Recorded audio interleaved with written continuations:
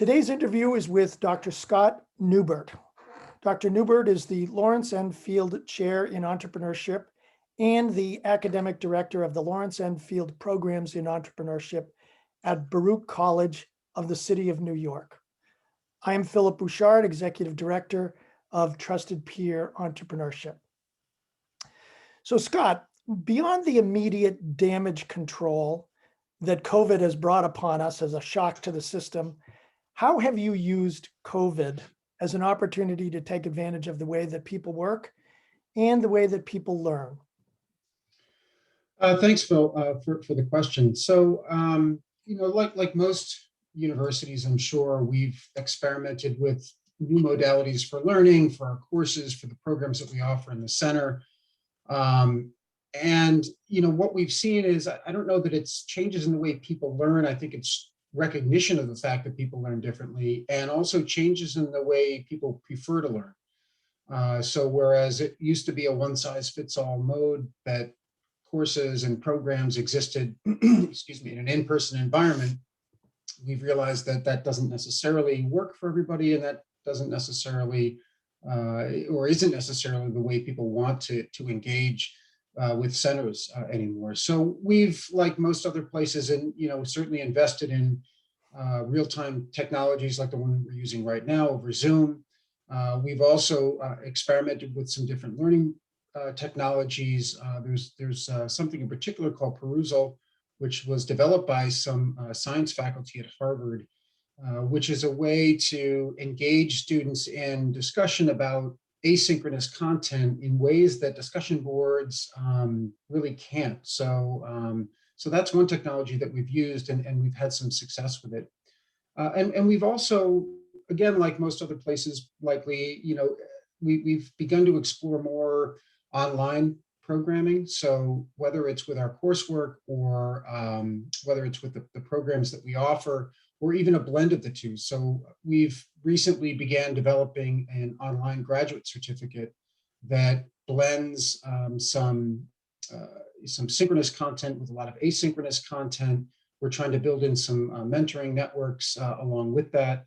And that's come on the heels of this pandemic, because we realize we need to reach the learners that can't or choose not to come to campus, which is a particular challenge in an urban university where quarters are a bit tighter than in other campuses.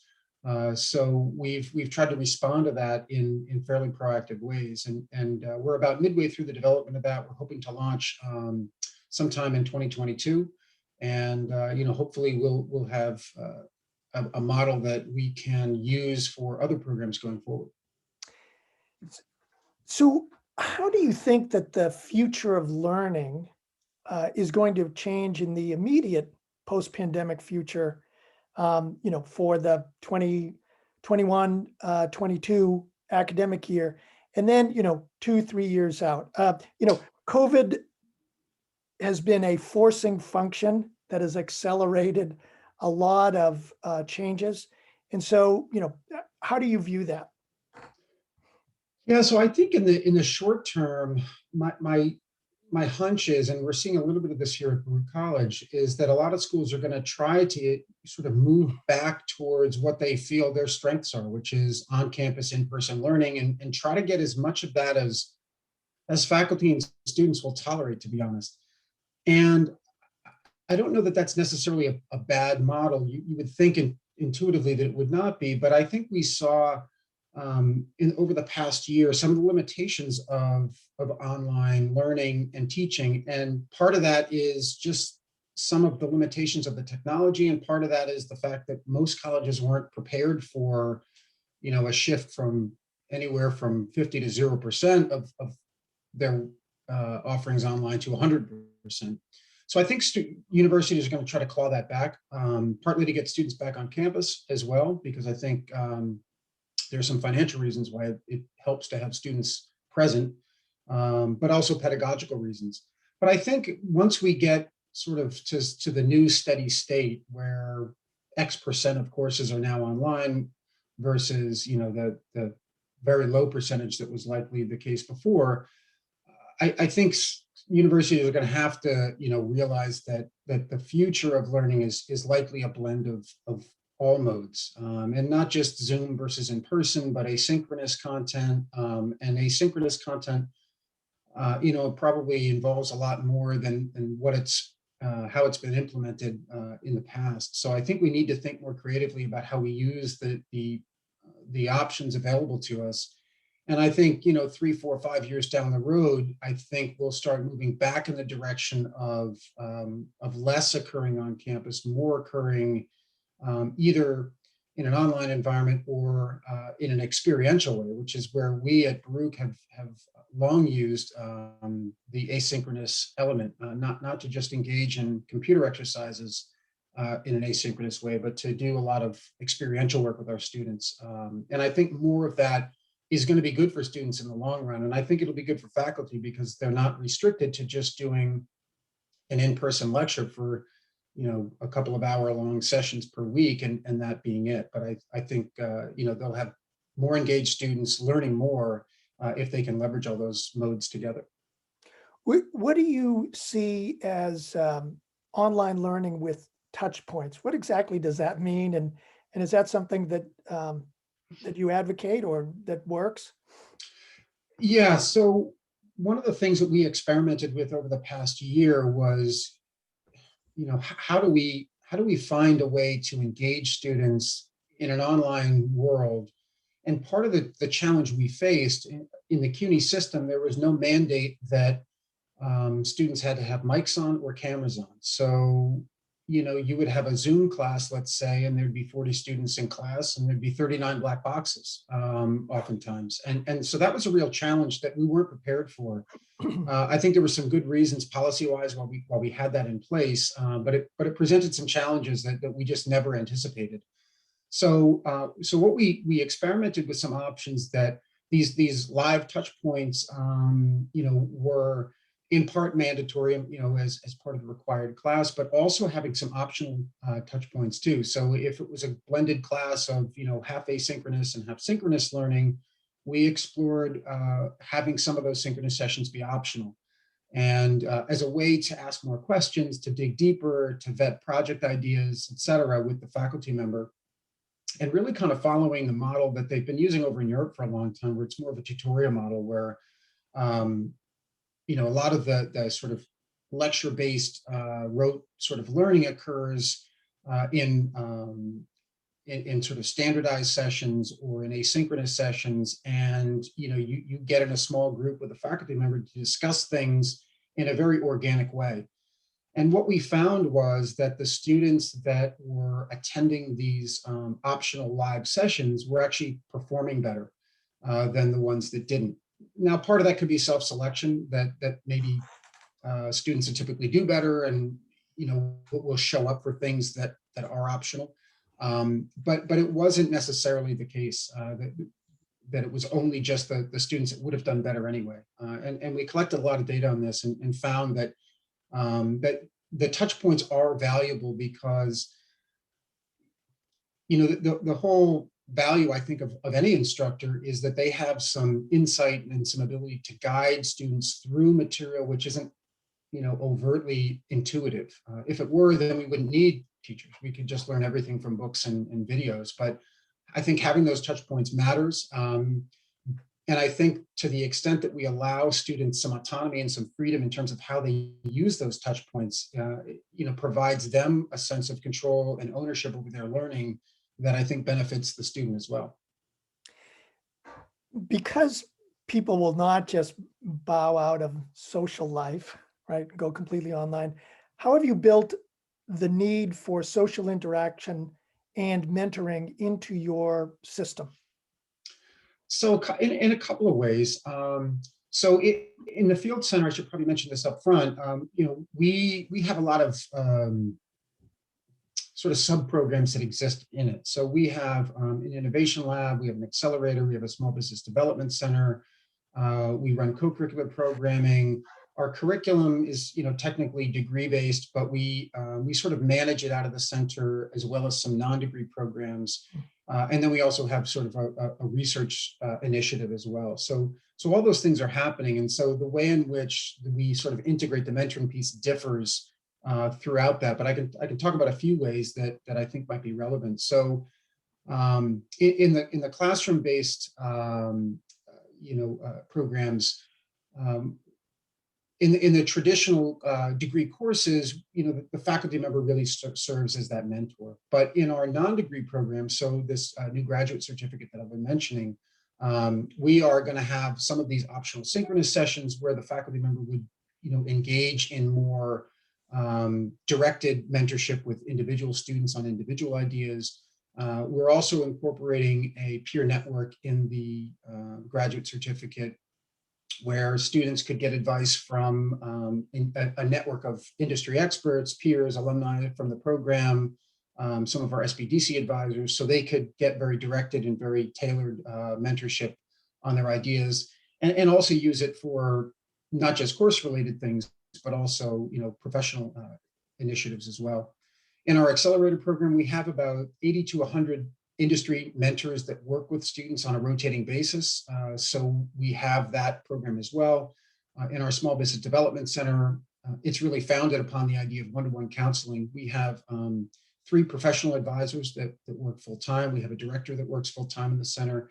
And also all the faculty in entrepreneurship, as well as some faculty outside of entrepreneurship, are reassigned to the center to also engage in some of those one-on-one mentoring sessions with the small business members that come to the center.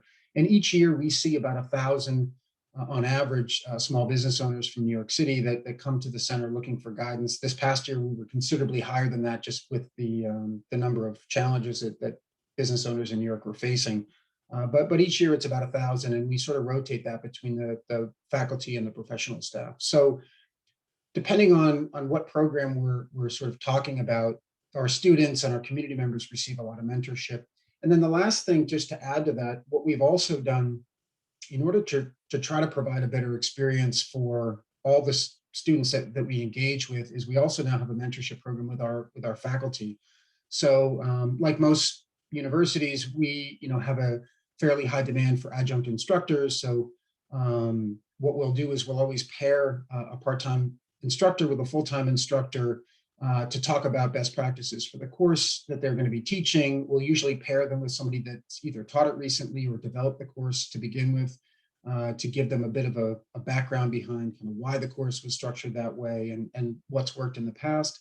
And then we sort of let them work together to co-develop the course and iterate it forward so that it's remaining current, and that we have, that we're always trying to provide students with the most up-to-date and best material that there is. Scott, what else are you piloting in terms of different learning models in your current courses to determine the right makeup between synchronous and asynchronous learning? How people are using technology, what technologies are available? You mentioned a couple of those, to make the job of the professor easier in terms of how to deliver the entrepreneurship content. Yeah, so it's a good question. And I don't know that we've quite licked this problem yet, but as I mentioned before, we're experimenting with some, optional sessions. We're toying around with different makeups of hybrid courses. So for example, a traditional hybrid course might be 50% in person, 50% online, but maybe that isn't the right makeup. Maybe it should be 60-40, 80-20, 70-30. We have a minimum that in any hybrid course, the live content needs to be at least 20%. So there's a floor to that, but trying to find the right breakdown of sessions and where those sessions occur matters too. Do they occur at the beginning and the end? Do we need some points of contact in the middle? So we're playing around with what the best makeup of those types of sessions could look like. We're also collecting a lot of data from our students. So we'll routinely poll students about the types of modalities that we're offering, as well as the technologies that we're offering. As I mentioned, that perusal technology that we've started using, it's actually, you can integrate it with Blackboard. It's a free piece of software that is on, you can find it easily online. And we've collected data from students on that technology. And that was really the reason that we kept pursuing it, because the student feedback was so good about it.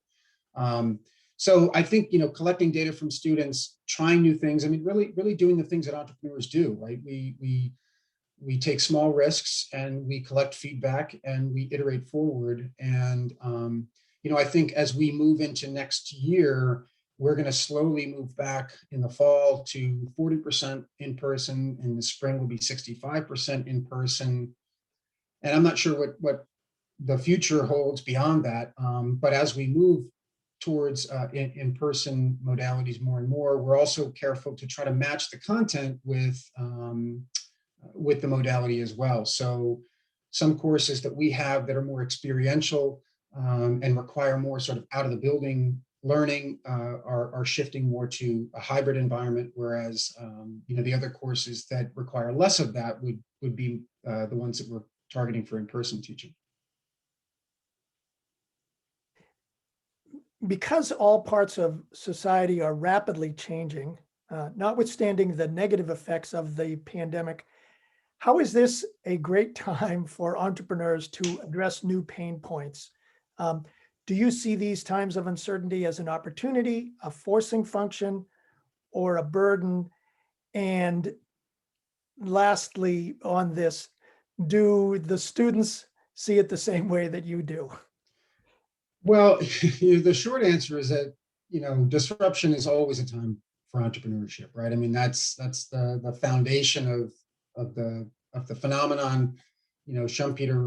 Joseph Schumpeter wrote years, about a century ago now, about this idea of creative destruction. And, we've seen that in this pandemic environment, that industries that were once quite strong, cruise, airline, to just give two quick examples off the top of my head, are not as much anymore. So I think this is always a good time to be an entrepreneur when there is disruption. And I'm not sure all our students see it that way, because a lot of them have been adversely affected by this, as many people have. But this is a time when, when uncertainty is high, is when entrepreneurship is the most dynamic and the most has the biggest upside. If the world were static and everybody knew and did the same things, there would be no field of entrepreneurship. So I think there is certainly a lot of opportunity these days. And to just give a couple of examples, I mean, I think the opportunities lie both with products and with business models, right? So one of our Small Business Development Center clients here at the center was a high-end fashion designer. And once the pandemic hit and nobody was going out to fancy functions, nobody needed high-end fashion anymore.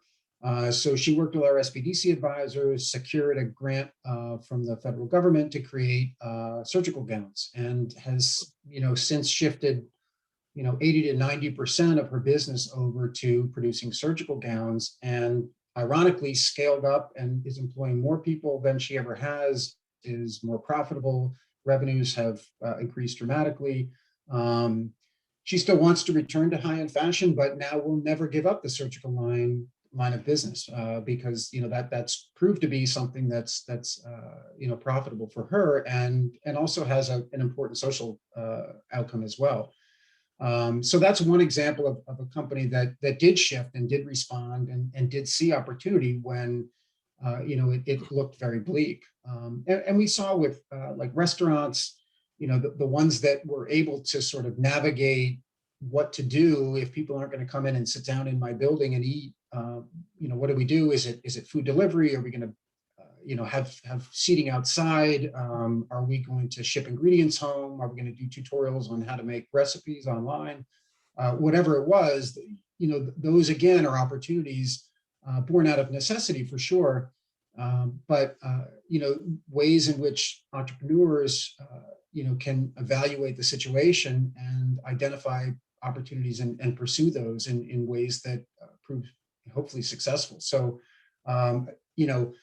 at Baruch, we've also tried to sort of support some of those efforts, as I mentioned before, with our SPDC client, as well as our CUNY Startups, which is our accelerator program here at Baruch.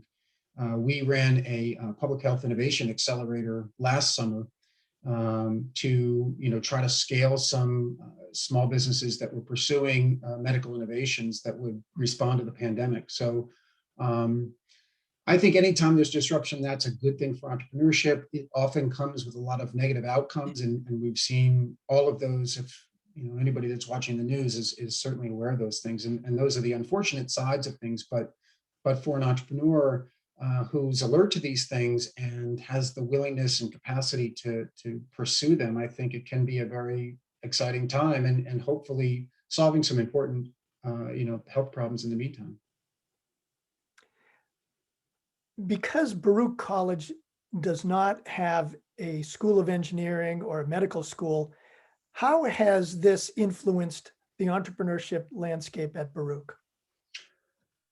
So, what we've tried to do. So I've been at Baruch for 4 years now, and one of the things that when I arrived at Baruch, the entrepreneurship program was focused heavily on startups with a penchant for tech startups. That seemed to be what the interest lay in for both students and for faculty.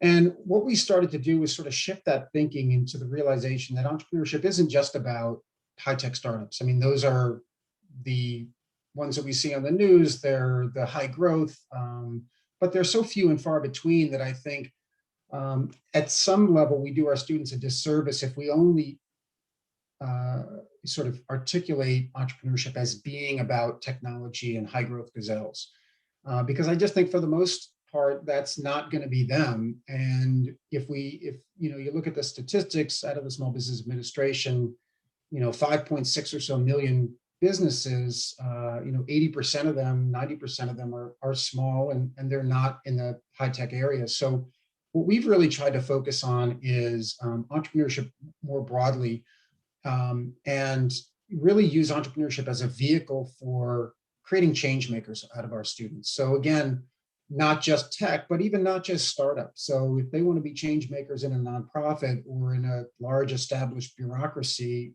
we try to give them the tools to do that. All that said, we realize tech is still important. And so we've certainly tried to focus on that. Our accelerator program, our CUNY Startups programs, also supports a hackathon, which is designed to, generate interest and early stage ideas that are focused around technology. We're actually creating a PhD course right now with the Advanced Science Research Center here at CUNY on tech commercialization, because we have a lot of students throughout the CUNY system, and there's 24 different colleges in the system. And a lot of those colleges do focus on medicine and technology. Mm-hmm. So this course that we're developing is for STEM and med science students to help them commercialize their inventions. A lot of them, have made discoveries or scientific inventions, and don't want to pursue a faculty job necessarily. And so this course is designed to help those students that would choose another path to try to create a business out of some of these ideas. So, and then the last thing I'll mention too is as far as technology goes for undergraduate students, the accelerator program that we have is called CUNY Startups for a reason, in that it's an accelerator program not just for Baruch students but for all of CUNY. So the teams that we have in that accelerator program typically have at least one team member from a college that has some sort of scientific, school or medical school associated with it. And then lastly, we actually have developed a new course as part of our new curriculum that provides technology training to students. It's a course called Designing for Innovation. So it's a typical sort of design thinking course, but we also use our staff from our innovation lab to actually train students in 3D printing, in AR and VR technology, in app wireframing, simple electronics. Depending on the semester and the types of projects students are working on, the specific technologies will change. But we do try to build some real, even sort of fundamental skills, so that students aren't always just left with the idea in their head or on paper, that they can actually on their own go and make some sort of physical manifestation of their idea, because we think that's a really important part of the process, whether they're starting a business or just trying to implement change, to actually have some physical representation of that as part of their pitch to their boss or to an investor is a really valuable skill for them. And I think, Scott, we should also note that CUNY has 27 colleges and Uh, 270,000 students. So yeah, so it's we don't huge. reach them all, of course, but we try to be a destination for students that have an interest in entrepreneurship. And there are other centers in the system that focus on different parts of the entrepreneurship process. And we try to work, within that system to try to provide students with access to some of the programming that we think is valuable for them.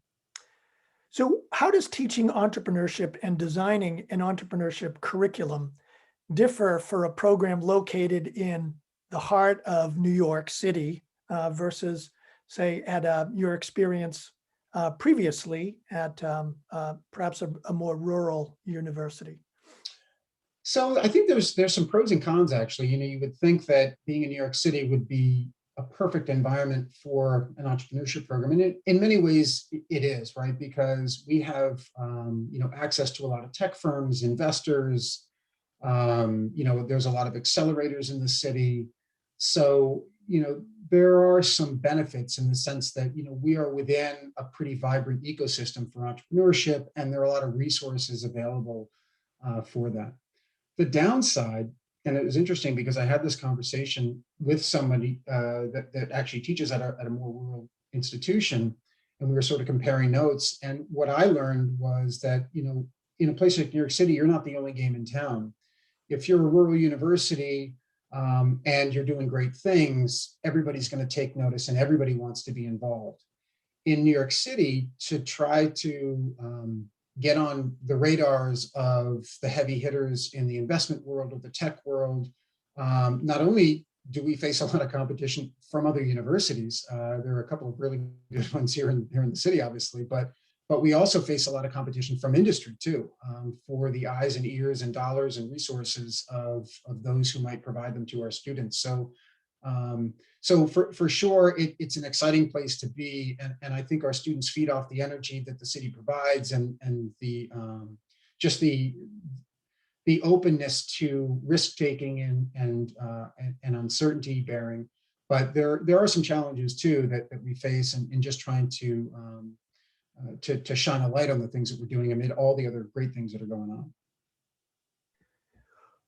What does an ideal curriculum look like? Why do you think, or why does it include behavioral economics, social psychology of influence and persuasion, design, management and motivation, developing the entrepreneurial mindset, and sort of moving away from the business plan model? What does the ideal curriculum look like? Yeah, I mean, there's probably no one right answer for this, but I can tell you what we think it means. As I mentioned, 4 years ago, we started to really think a little bit differently about entrepreneurship here at Baruch, and we decided that, it's not just about the start, right? It's not just about creating new businesses. And so a curriculum that was focused like ours was really around the business plan and about starting and running new and small businesses. It seemed to be more exclusionary than inclusionary.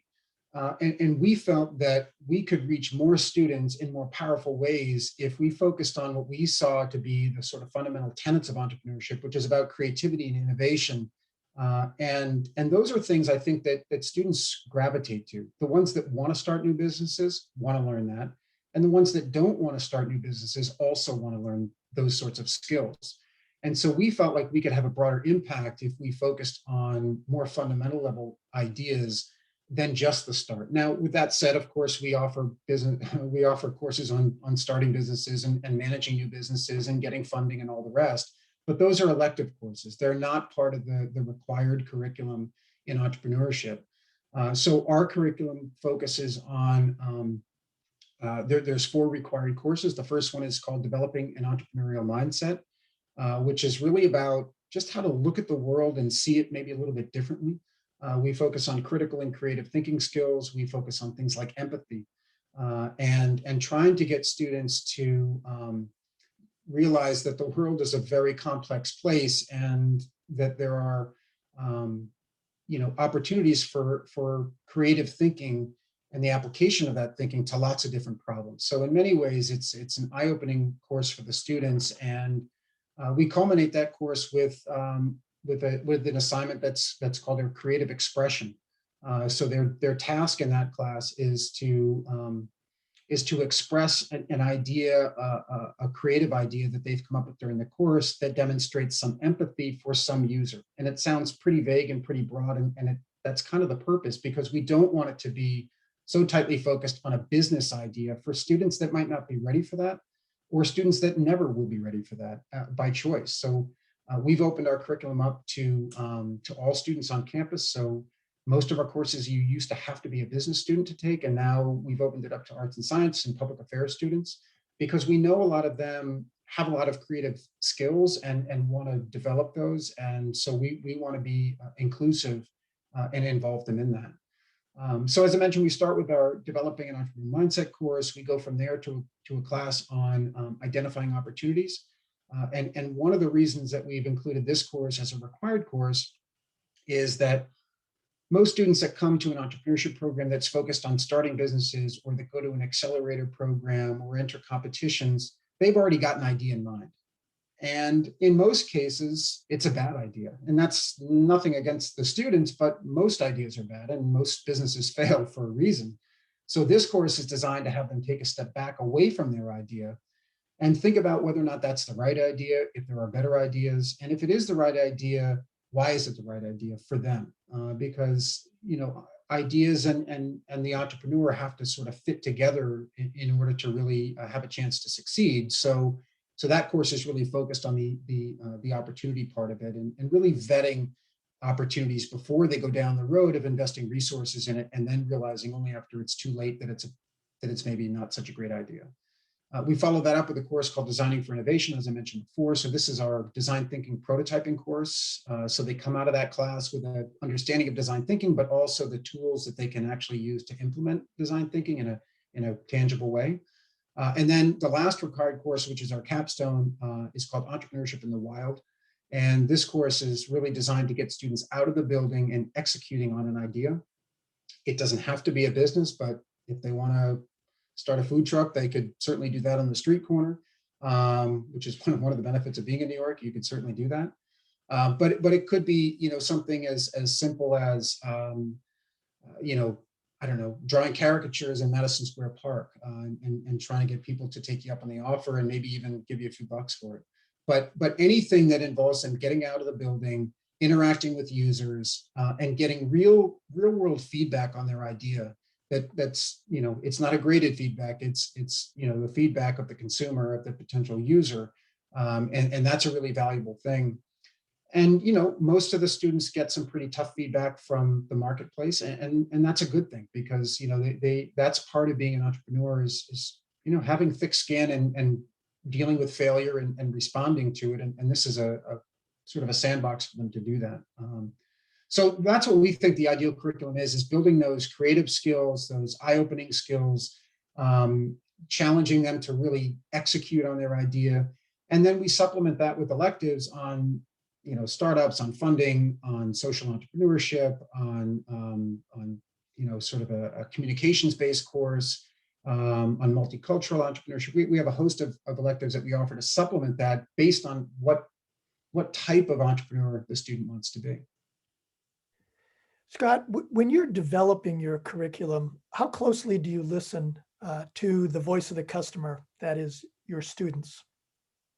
Yeah, so when we, the program that we currently have in place, which we launched actually about a year ago, last fall, that actually started at my prior institution, some of the work on that. So before I got to Baruch, I was at Villanova University and began working on a project for the provost about what a university-wide entrepreneurship program might look like. And I got faculty and staff and students across, a variety of touch points at the university. And we began we began sort of a design project on what that might look like. When I left Villanova, I took the idea kind of in my head with me. We had some sketches on paper and brought them to Baruch. And we started to talk about these ideas, and the more we talked about them, the more this seemed like something that would actually work really well at Baruch. But of course, it wasn't designed for Baruch students. It was really designed for, a suburban Philadelphia student. So we sort of took that as a starting point and began to engage with students. We had feedback sessions, we had listening sessions with different student clubs.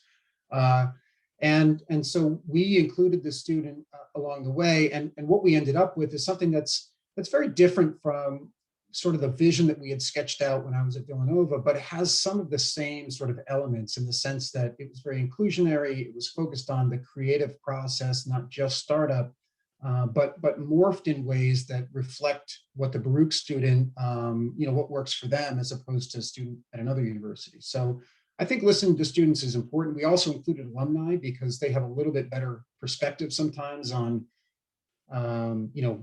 here's what I wish I would have learned versus, here's what I would like to learn. So sometimes that perspective can be useful. But I think it's important to, to practice what we preach in many ways.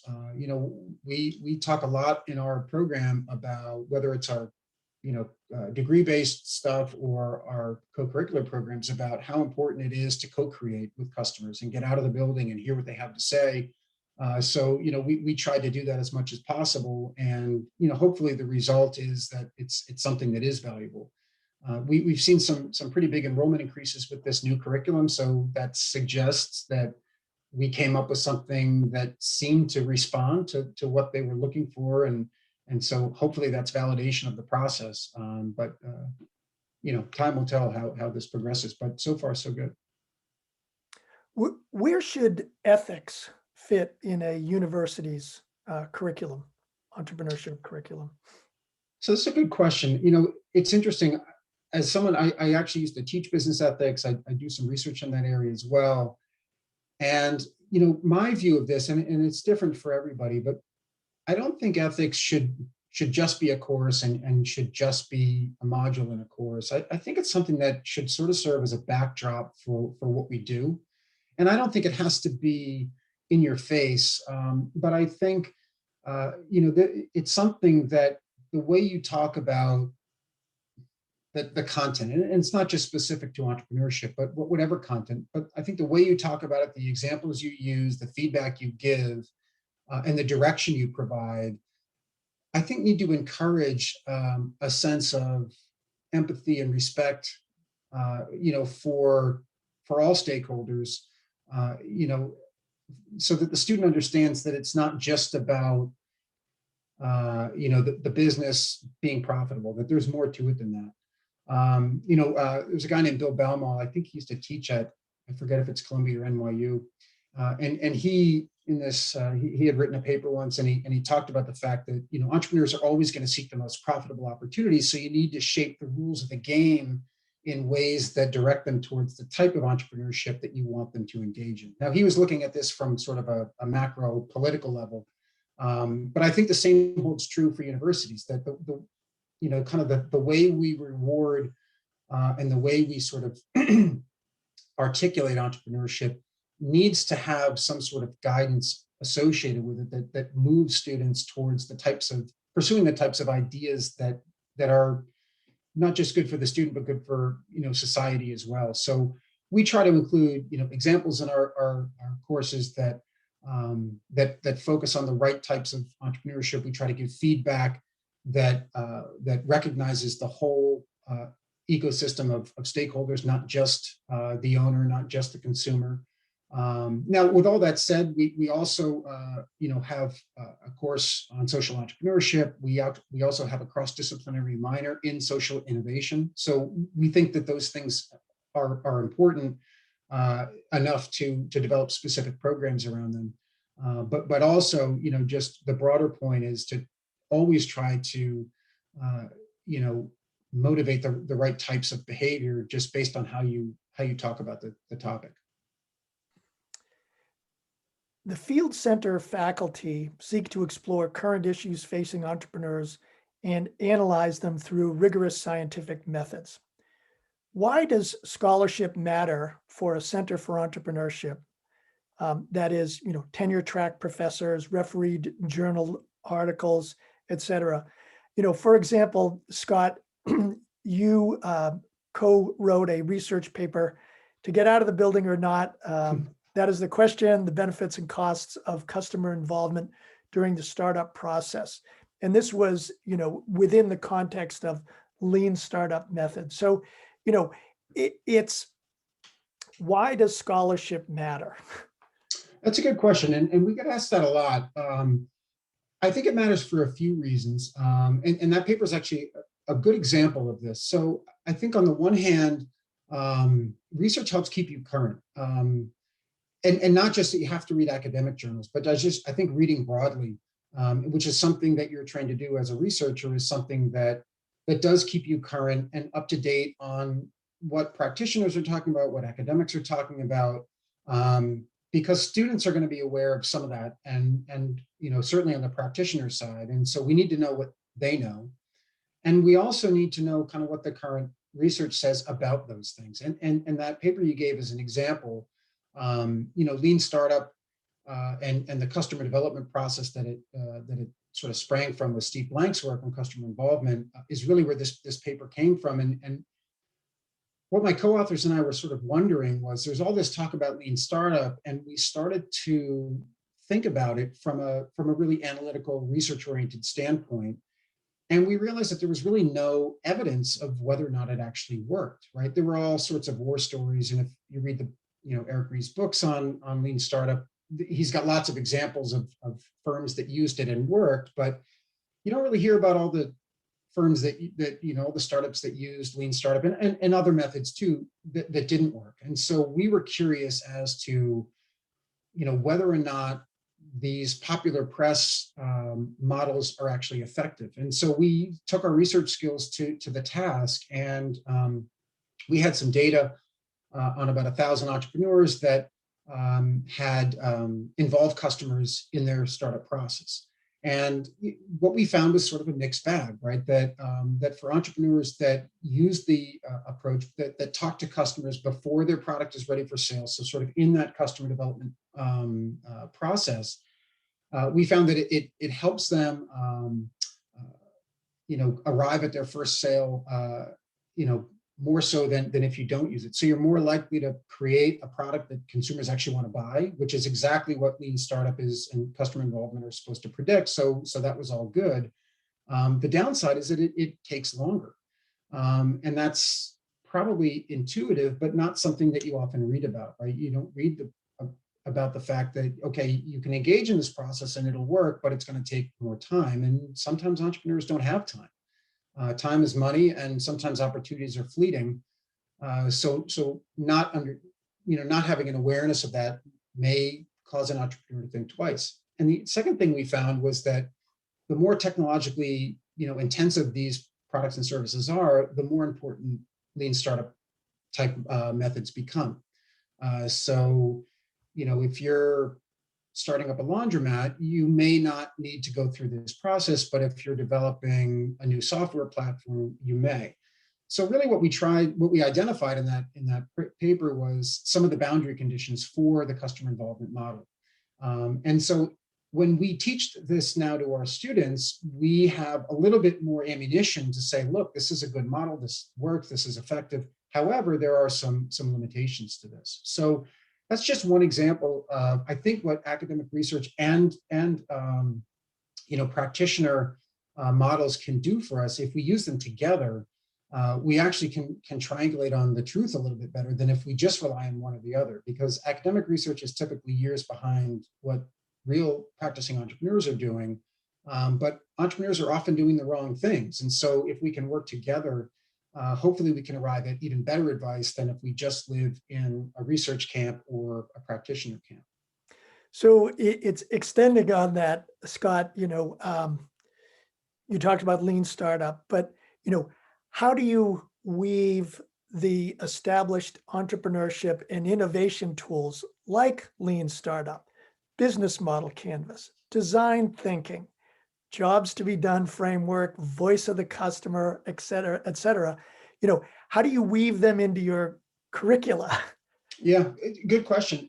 one of the things that we did when we built this curriculum was, as you heard me talk about this curriculum earlier, it sounds a little bit different than what's happening at some other places. And the good or the bad of that is there's no textbooks really that support kind of what we're doing. Most textbooks are focused on some of the standard topics and go through a series of chapters that don't really align well with what we're trying to do. So that gave us an opportunity to think differently about what we ask our students to do and to read and what sort of materials to engage in. And it really, at first, was a little bit scary, but we sort of looked at it as an opportunity for some flexibility and some freedom from the constraints of a textbook. And now all of our classes are zero textbook cost. So everything we use in the classroom is freely available on the web or through our databases in our library.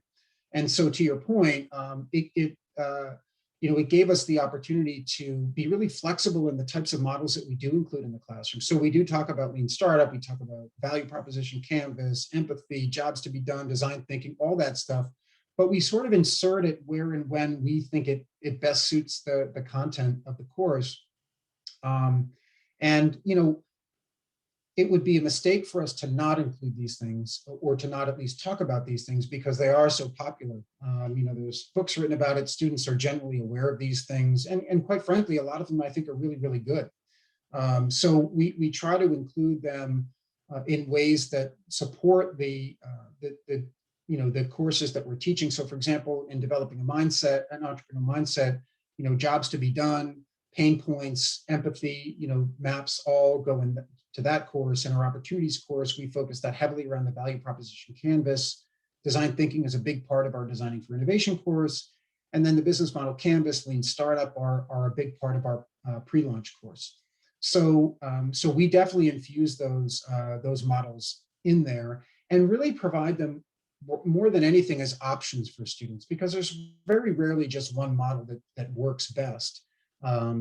We try to give students a menu of resources that they can apply when the situation arises. So basically, we're trying to do our best to stay current and at the same time be flexible. So as new tools emerge, we can seamlessly fit them in with the course and not have to wait on that chapter to get added to a textbook. So we can switch out things pretty easily. So the flexibility that we have is I think a strength of the program. So you're developing the entrepreneurship curriculum for undergraduates and MBAs and graduate students. However, most first-time entrepreneurs across the country have never had any formal entrepreneurship education. You do work with the Midtown SBDC, Small Business Development Center. So, what would you recommend as a curriculum for America's 1,000 plus small business development centers for coaching and guiding Main Street small business owners? Yeah, so I think there's obviously many ways and places to learn, and the classroom is just one of those. And we don't profess to be the best or the only trainers of entrepreneurs. Given our population, we've developed a curriculum that we think works. But for SBDC clients, one of the things that we do here in the center, as I mentioned before, all of our faculty are reassigned to the center. So we have, it depends on the semester, but anywhere between a half dozen to a dozen faculty that actually donate up to half of their teaching load working in the center. Some, but not all of that goes to the Small Business Development Center.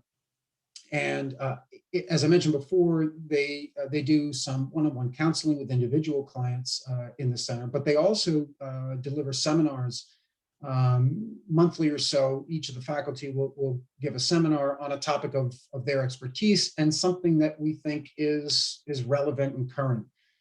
So it may be something on pricing, it may be something on creativity, it may be something on business model canvas, for example.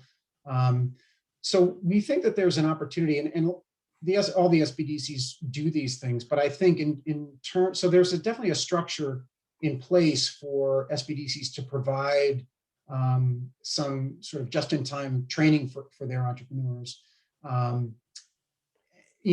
and so, we certainly leverage that. And we try to get our faculty in the room to do that, as well as some of the professional staff to deliver some of these seminars. But the other piece of this is that, as I mentioned before, one of the challenges that we face sometimes with clients is they come in with an idea, wanting to make that idea work. And I think sometimes, rather than trying to fix an idea or to make an idea work, sometimes it's helpful to take a step back and really think about whether the idea is a good one in the first place. And if a pivot on the idea, not just the product or implementation of that idea, is something that makes the most sense. So, I think that the infrastructure the SBDC system has is pretty good for providing training, but it may also be helpful to think about to what extent we're providing seminars in opportunity validation or in creativity, sort of early stage stuff, as opposed to more sort of operational stuff, which is historically what we've always done. But we've started to get back up the process to really focus on the idea and creativity part of the process, because I think that's where a lot of the problems sort of begin, is that we don't take the time to think those issues through, and then we're trying to make something work that just may not have any legs. Is the Princeton review, is based on quantitative metrics. How many faculty do you have? How many courses do you provide? How many students are enrolled, et cetera, et cetera. As opposed to qualitative metrics. What are the performance metrics that you apply to the field centers programs? So, yeah, one of our frustrations, and I understand why the rankings, and most rankings work that way. It's, because they have to rank so many different organizations that they just don't have the capacity to gather that type of data. So we've gotten away from how many businesses have our students started and those sorts of metrics. And really what we try to do is be very, very deliberate about what we want to measure and how that reflects the type of goals that we've set. So we have a strategic plan at the center, and so we have directors that run curriculum, co-curriculum research, our innovation lab, our small business development center, and our accelerator program. And each director each year revises their strategy for what they not only want to accomplish, but what metrics they'll use to assess those. And I give each director a lot of autonomy in setting those goals and setting the strategy. We have conversations as a team about direction. We have periodic updates and our progress to the goals. And by the end of the academic year, we assess where we were and which goals we hit. And the goals are probably not too radical. On the curricular side, we're looking for enrollment to increase. On the accelerator side, that's where viable startups are really important. With our SBDC, we're looking to reach a broad scale of clients. So we want to reach X amount of clients, and we want to help them save X amount of jobs and maybe raise X amount of funding. So some of the metrics are fairly predictable, but I do encourage my directors to revisit that every year. In fact, we're going through that process right now. Every year in June, we'll sort of revise it. The objectives that we have and the sort of overall vision of each initiative doesn't really change much, but the tactics that we apply and the metrics we use sometimes do. So the long and the short of it is I do my best to try to provide some autonomy for each of the folks that lead these initiatives and measure the things that are important to them. But we are very data driven. And I think that, if you set goals that you can't measure, then it's probably not a very good goal. And so we do try to collect data on student involvement. We collect data on enrollments. We collect, data on, from that we get from SBDC on our client intake and funding performance and so forth. But each area sort of has its own idiosyncratic objectives, and so we try to tailor the metrics that we use around those objectives to reflect the things that they want to measure. And those things change every year. Some of the things remain constant, but for example, when COVID hit, we all of a sudden now we have goals for online programming and things that we just didn't have before, that we just weren't front and center on our radar. So we try to be pretty flexible in terms of that, but also take a real quantitative approach to how we assess whether or not we're delivering in the ways we think we are.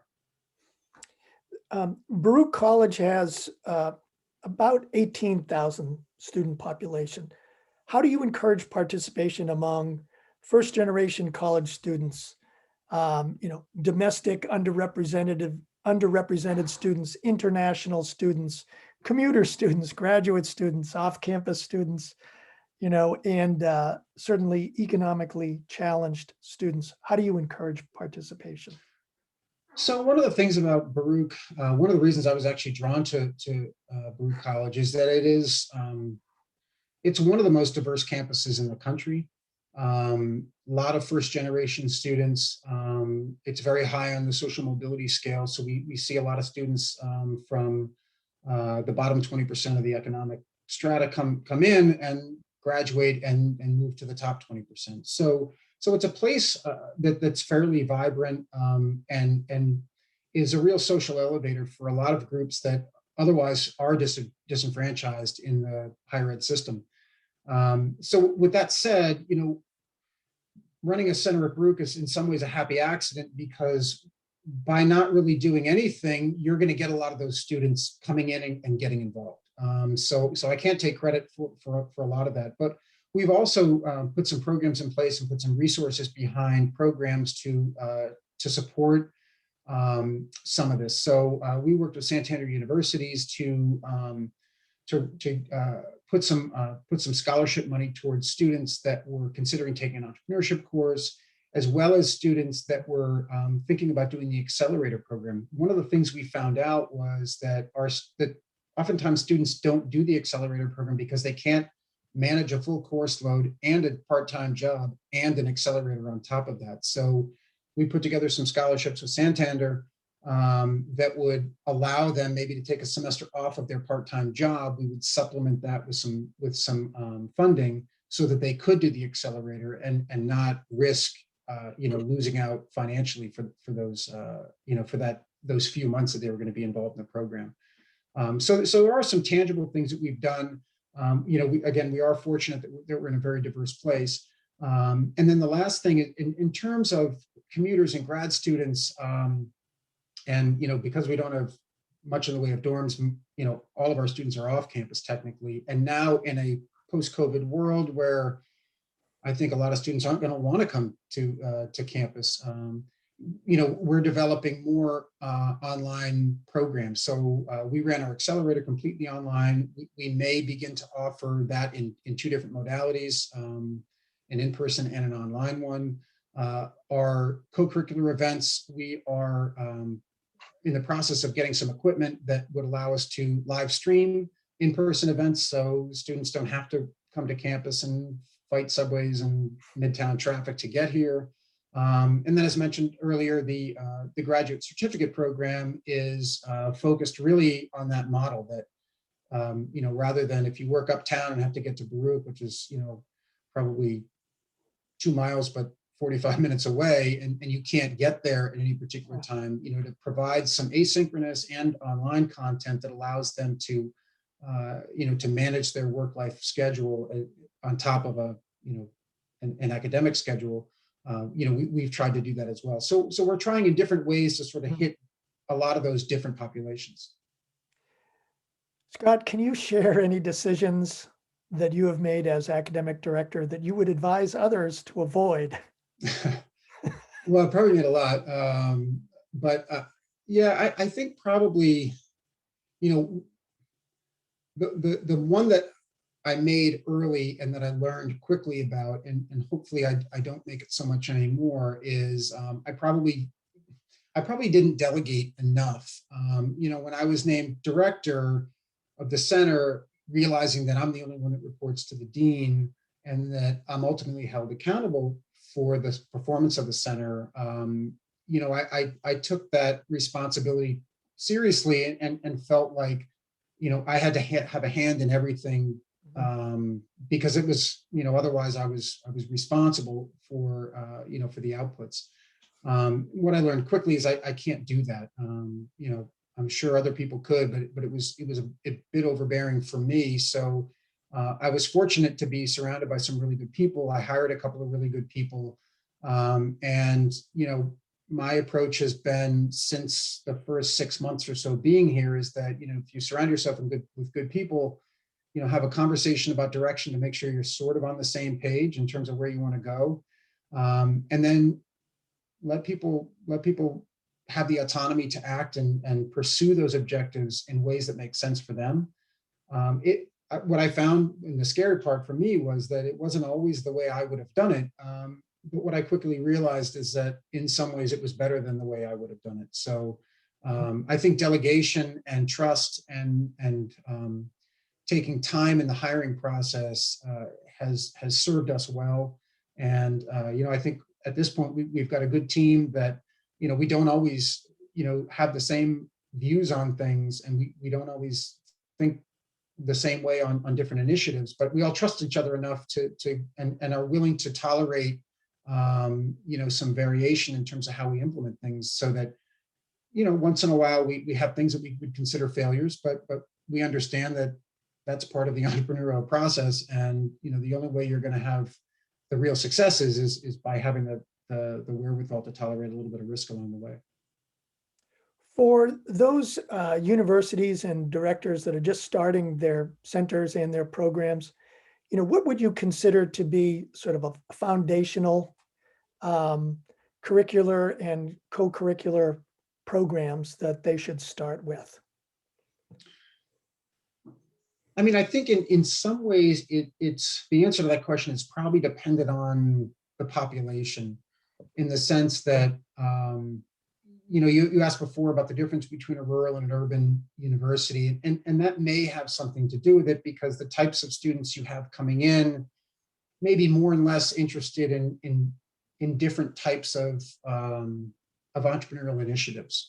You know, I mentioned before I was at Villanova, which was you know, a suburban place. It was a Catholic university, and so with that population came a focus on, you know, a much greater focus on sort of, you know, social venturing than you might get elsewhere. So I would first find out a little bit about, or I would recommend kind of shaping whatever you do around the culture of the university that you're embedded in, because I think that's going to serve you well to, you know, because the programs you develop and the way you develop those programs probably needs to be informed at least a little bit by the larger umbrella that you're operating in. But I think it's always helpful to have programs that complement one another. So at Baruch, as I mentioned, we have, you know, we have co-curricular events that support our curricular programming. We also try to integrate those so that in our classes, we're talking about our accelerator program, and in our accelerator program, we're talking about our courses. And, you know, we're referring clients that are in our master's program to, you know, go see the SBDC and get some professional advice, because maybe they're looking for funding. So I think, you know, we try to sort of take the Walmart approach, where we get you in the door because you're looking for one product, and then hopefully you'll buy the rest. So I think an integrated program that fits within the culture of the university is important. I think the specifics are probably not all that secret. I mean, I think, you know, a robust academic offering coupled with, you know, non-credit bearing stuff on the side, I think makes a lot of sense. And as I mentioned before, I think the one thing that we've done that I would also just want to echo is that it can't just all be about the student. There also have to be some professional development opportunities for those who will deliver that content. So as I mentioned before, we have we pair our part-time and full-time instructors. We also have monthly teaching hacks where all of our faculty get together on Zoom. It used to be in person, and you know, share best practices, what's working, what's not. We have meetings before each semester to sort of coordinate the classes that we're teaching, so that the courses, if we're teaching multiple sections of a course, they're not radically different. I think there always should be a little bit different based on who's teaching, but we want to have some consistency in terms of what we teach. And then to your question about, the research part of what we do as faculty, we also have a series of faculty workshops that we offer out at the center to try to build research skills so that we can answer the types of questions that students and entrepreneurs are going to need answers to if they want to be successful. So support the student first and foremost, but don't forget that the faculty and the staff that deliver the programming also need support as well. And I think that's a really important component to any successful program. Last question, Scott. Okay. You've certainly touched on this in earlier and during the interview, but if you could sort of consolidate your vision for, how do you see entrepreneurship evolving at the Field Center over the next few years? So the past 4 years have really been all about building. We built academic programs, we built co-curricular programming, we sort of reinvented our accelerator, and this is certainly not all just me. My staff has done an amazing job at moving these things forward. And we sort of professionalized what we do and integrated what we do so that we're not just a system of sort of federated programs, but we are truly an integrated hub of entrepreneurship at Baruch. So we've sort of been in that building mode.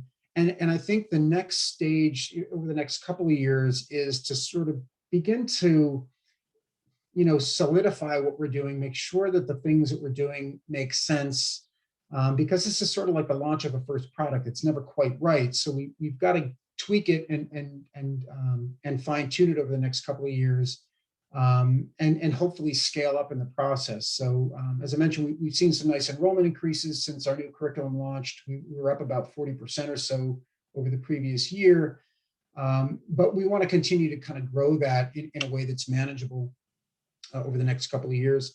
And then I think after that, we will, in my mind, we're never going to sort of be done with the tweaking, but also, identifying and being on the lookout for new opportunities to provide value to our stakeholders, and whether that's our students or our alumni, or our small business development center clients, or students throughout CUNY, to really, continue to find new ways to do new things that help them learn about what it is to be an entrepreneur. So I don't know what those things look like at this point, but we're always looking and we're always testing and trying new ideas, and hopefully we just continue to behave in the ways that we would want our students to behave as entrepreneurs. Scott, fantastic. Thank you so very much. They're great insights. Thank you. All right. Thank you, Philip.